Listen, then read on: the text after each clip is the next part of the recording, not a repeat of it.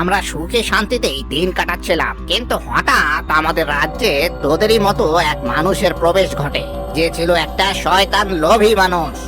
সেই মানুষটাকে আমরা অতিথি হিসাবে আপ্যায়ন করেছিলাম, এখানেই থাকতে দিয়েছিলাম। তারপর? কিন্তু মানুষরা লোভী হয়। আমাদের সবকিছু জেনে যাওয়ার পরে সে একটা ফন্দি আটে।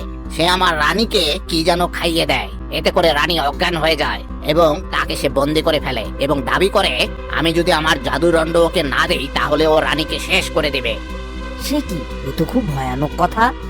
অগত্যায় আমি আমার জাদুদণ্ডটি ওকে দিয়ে দেই, যেই জাদুদণ্ড ছাড়া আমরা অচল। কিন্তু শয়তান নিজের কথা রাখেনি। জাদুদণ্ড নেওয়ার পরেও সে রানীকে তো ছাড়লই না, বরং তাকে নিয়ে এই রাজ্য থেকে পালিয়ে গেল। হায় হায়, এরপর তোমরা আর ওর খোঁজ করনি? কি করে করব বলো?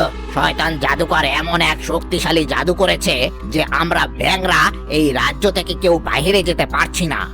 সব মানুষ লোভী, তোমার এই ভুল ধারণা আমি ভেঙে দেব। আমি কথা দিচ্ছি, যে করেই হোক আমি ব্যাঙরানি আর ওই জাদুর দণ্ড তোমার কাছে ফিরিয়ে আনবো। বন্ধুরা, পরের পার্ট দেখতে হলে ভিডিওটিতে লাইক করে চ্যানেলটি সাবস্ক্রাইব করে দাও।